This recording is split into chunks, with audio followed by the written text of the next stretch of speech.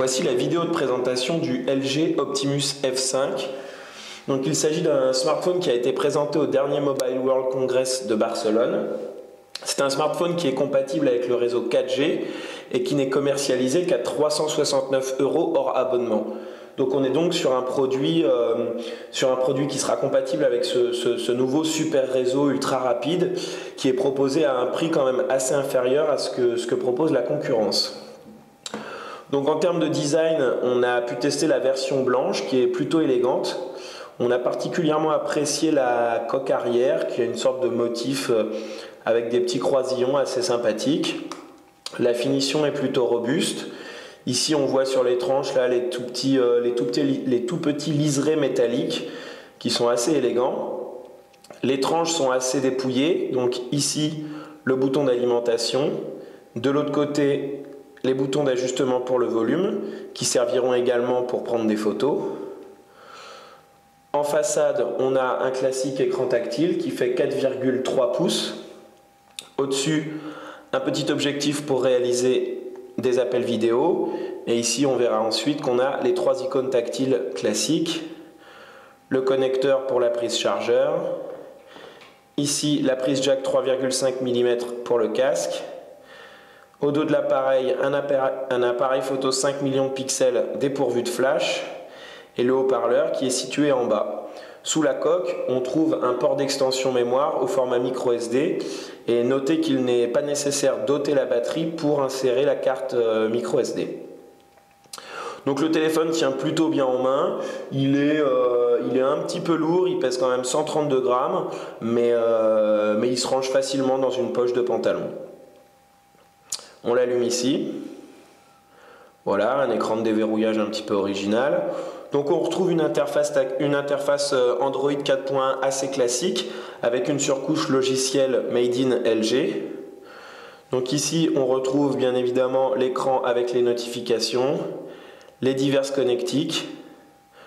Voilà, et ici Q-Slide qu'on verra un petit peu plus tard. Donc je reviens à l'écran d'accueil.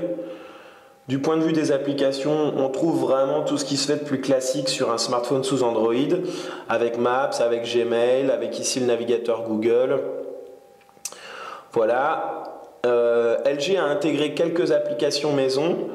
Donc, parmi les applications intéressantes, on a Quick Translator. Donc, en fait, qui est tout simplement un traducteur qui fonctionne via l'appareil photo. C'est-à-dire que je vais prendre... Non, hop là, je vais revenir en arrière. Donc là, c'est les dictionnaires qu'on peut télécharger. Si on ne les télécharge pas, le logiciel va utiliser Google Traduction. Donc les résultats seront un petit peu moins pertinents. Donc on peut voir en fait, si je mets un texte ici, je vais le prendre en photo. Donc on peut sélectionner un mot, une ligne ou un paragraphe. Et honnêtement, on a testé cette solution et elle se révèle assez pertinente. C'est-à-dire que la traduction est souvent correcte et ça peut rendre de précieux services à l'étranger. On trouve également ici Quick Memo, une fonction qu'on a déjà vue qui permet en fait de prendre des notes sur n'importe quel écran. Voilà, je vais prendre des notes comme ça. Ici, je peux changer la taille de ma mine, changer les couleurs. Ici, hop, j'ai une option gomme si je ne suis pas content. Là, je partage et ici, je sauvegarde. Voilà, l'autre application qui est vraiment sympathique, c'est Q-Slide Apps, donc qui permet en fait de gérer le multitâche. Je vais pouvoir ouvrir jusqu'à 2 fenêtres simultanément. Donc ici, je vais ouvrir un mémo. Voilà, ça c'est la petite explication. Et je vais ouvrir également une calculatrice. Voilà, et donc là, j'ai ces 2 fenêtres que je vais pouvoir déplacer. Je passe de l'une à l'autre facilement. Là, je rédige mon mémo. Hop, je repasse à ma calculette pour faire un petit calcul. Je peux redimensionner ici la taille de ma fenêtre, plus ou moins grosse. Ici, hop, je repasse en mode plein écran. Et là, avec ce petit onglet, hop, je la fais disparaître. Voilà, donc c'est vrai que c'est assez sympathique. Donc parmi les applications qu'on peut ouvrir dans ce système de Q-Slide Apps, on retrouve le lecteur vidéo, le mémo, le navigateur internet. Hop là, j'ai cliqué sans faire exprès.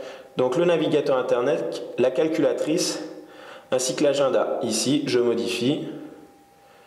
Voilà, c'est-à-dire que je peux tous les mettre, comme c'était le cas, ou en désélectionner certains, ou alors, voilà, les déplacer. Là, je les déplace comme ça, pour qu'ils soient dans un ordre bien spécifique. Ici, ça.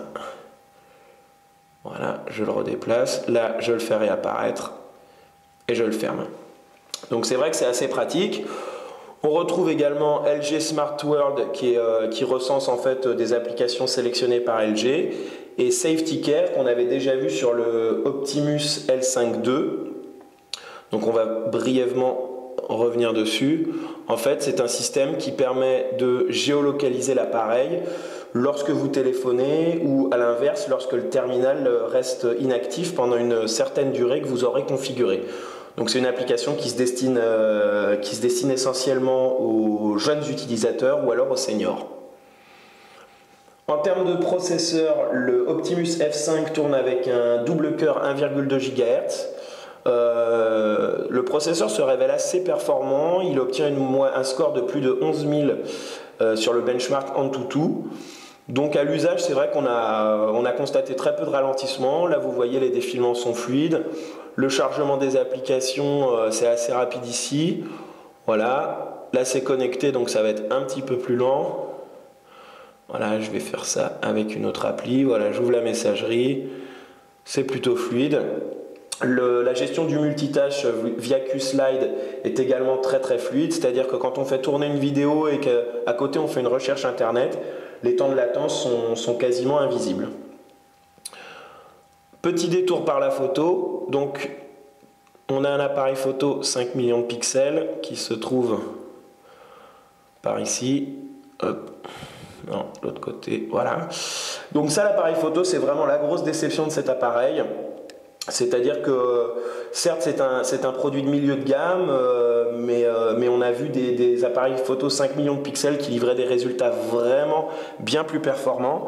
On va faire une brève démonstration, mais ici on ne se rendra pas forcément compte des dégâts, j'ai envie de dire. Bon, l'autofocus est plutôt rapide. Malheureusement, le niveau de détail est assez faible. Pire, les photos souffrent souvent d'un certain voile flou. Donc on retrouve les réglages habituels, mais malheureusement c'est un peu faible pour permettre de vraiment modifier la donne. C'est-à-dire que même en ajustant la balance des blancs, en ajustant la luminosité, les clichés restent assez décevants. En vidéo, c'est un peu le même constat.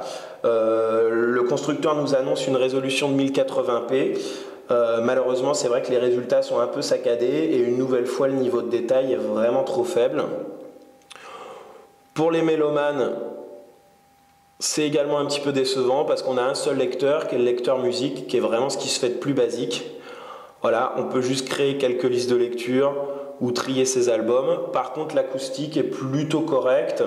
Une nouvelle fois, on regrette que le haut-parleur soit au bas de l'appareil, mais vous pourrez pousser le volume assez haut avant de vous trouver confronté au phénomène de saturation.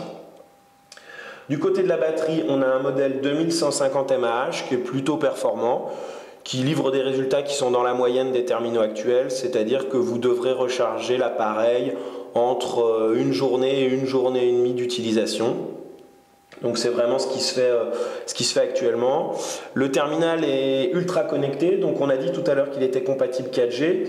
Il est bien entendu compatible Bluetooth. Vous retrouvez également le Wi-Fi, ainsi que le NFC et le DLNA qui permettent de communiquer en fait avec des accessoires compatibles.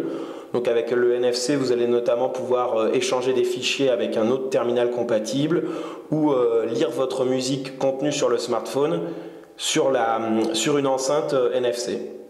En termes de mémoire, on a 8 Go à l'intérieur. Malheureusement, il n'y a que 5 Go qui sont utilisables.